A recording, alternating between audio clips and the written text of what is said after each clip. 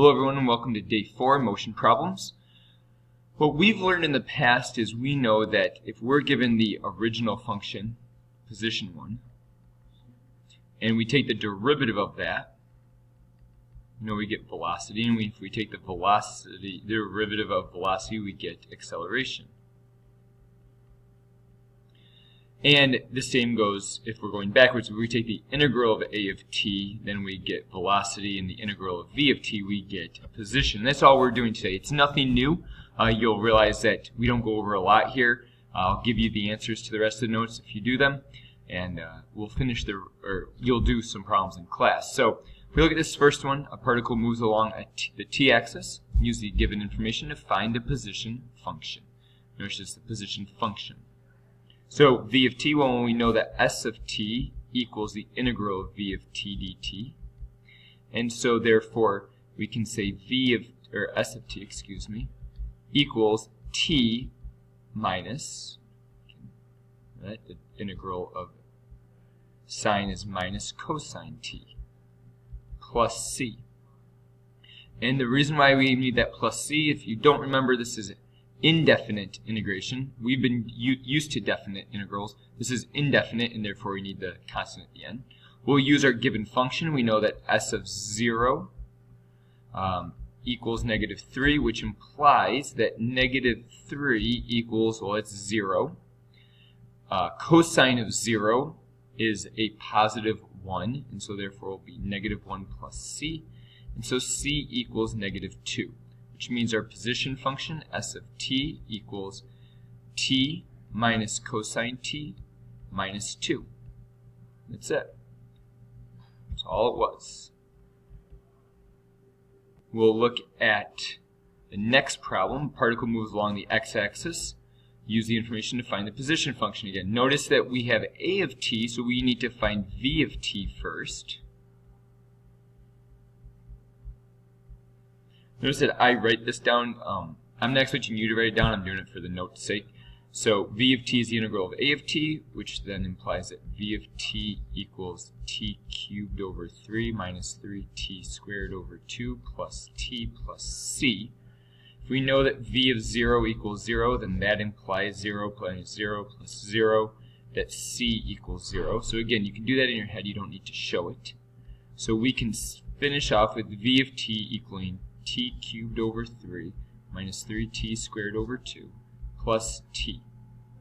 And then you can go to the side, I'll switch colors, to find s of t. You know s of t is the integral of v of t. And so therefore we can say that s of t equals t to the 4th over 12, that's bad looking for, t to the 4th over 12 minus 3t to the 3rd over 6 plus t squared over 2 plus c. And again, if s of 0 equals 0, then that can imply that c equals 0. And in other problems that we do, we will be having c be a different number. And so therefore that then tells us that s of t equals t to the 4th over 12 minus 1/2 t to the 3rd plus t squared over 2. That's it.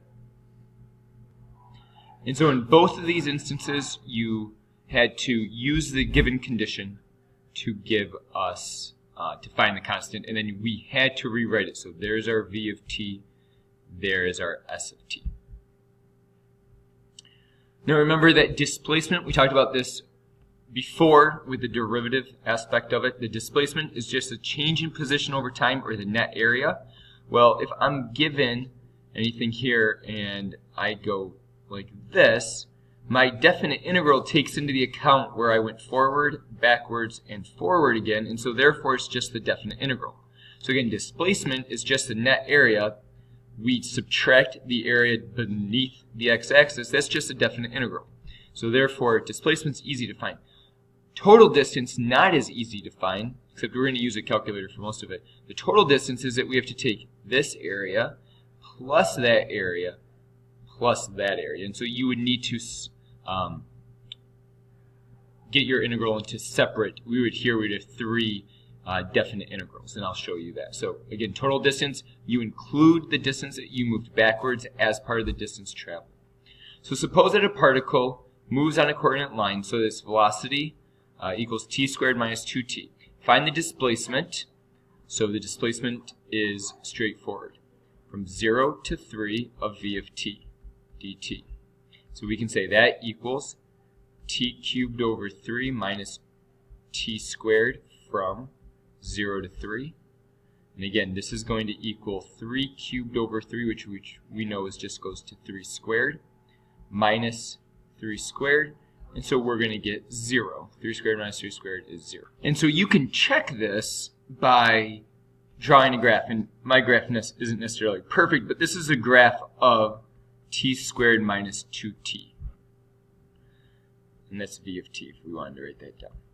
Notice that the area of the blue must have equaled, area of the gray must have equaled the area of the blue, and that's why we got 0.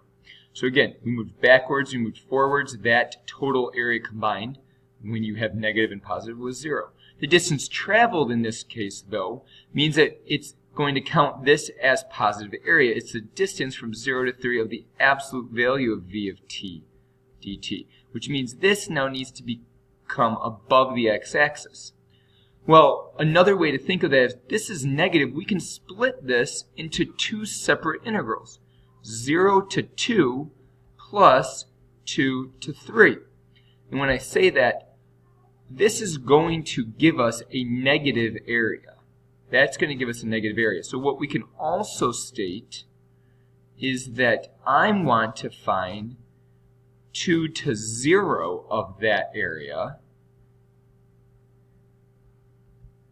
plus 2 to 3 of this area.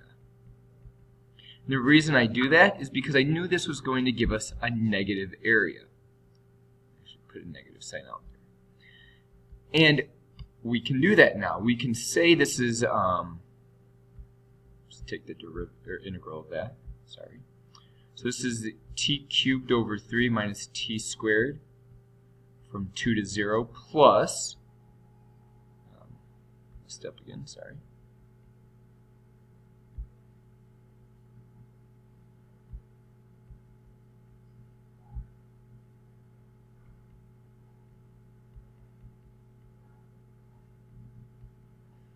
If we do all that out, you're going to get 2 cubed is 8/3 minus 4 plus, did that without even thinking because we're so used to that, did it in the wrong order.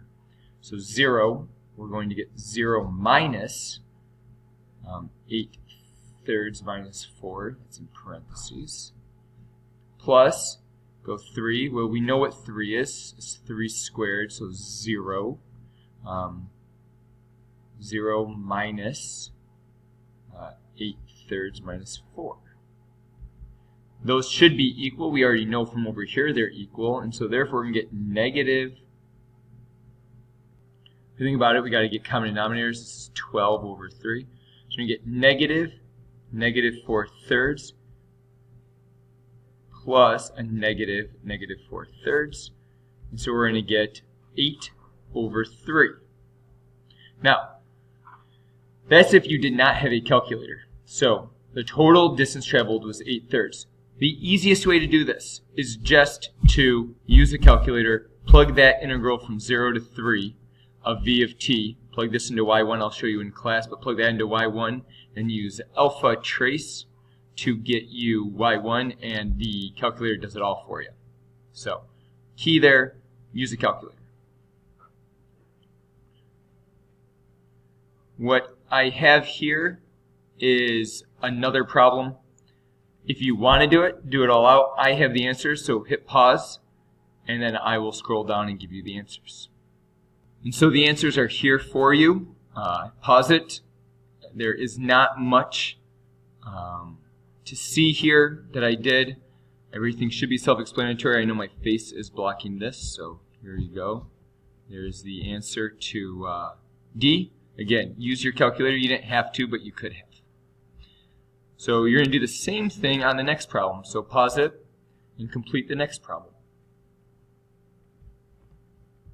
Again, this problem, not much to see here, except for the fact that it gave you that the particle was initially at rest. And so therefore, you could solve that because it said in the problem that the particle was initially not moving, therefore at time 0, the velocity was 0. Notice that -1 is not in the interval, so it's 0 to 1. And then there's the rest of the answers. So now we get into this next portion, the mean value or the average value of a function, and this is often seen on AP tests, the average value. And if we think about this, let's just look down here before even looking at anything. If I want to find the average value of anything, what do? Well, I add up all the numbers and then divide by the total amount. So let's just say this was A and this was B. If I want to add up the area, we take the integral, correct? We would only take it from here over. It's right there.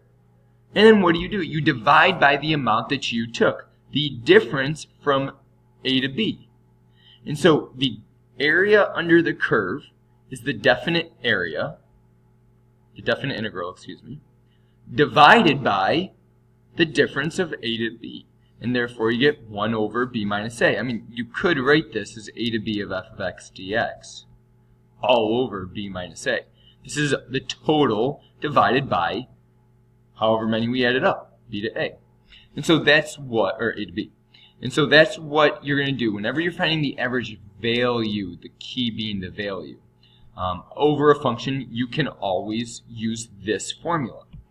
And so just to show you a quick way to do it, it says find the average value over the interval of 1 to 4 of f of x. So we're going to go take the interval of 1 to 4 and divide it by 4 minus 1 of f of x, which we know equals 1/3. We're going to get x cubed divided by 3, gets rid of that, minus x squared evaluated from 1 to 4, which we know is 1/3, parentheses, 4 cubed, 64, minus 16, subtracted by 0. 1 minus 1 is 0. So we're going to get 64 minus 16, which is 48 over 3. And 48 divided by 3 is 10, 18, 3, 16. Should have had my answer key there for you. And so that's it. Average value, though, often tested. Find the definite integral, then divide by the difference in the bounds. I enjoy this shirt here. Hopefully you get it. And then the comic today, having trouble finding some more jokes, so we'll go with this comic by Mark Anderson. I'll leave you with that, and enjoy your day, everyone, and I'll see you in class.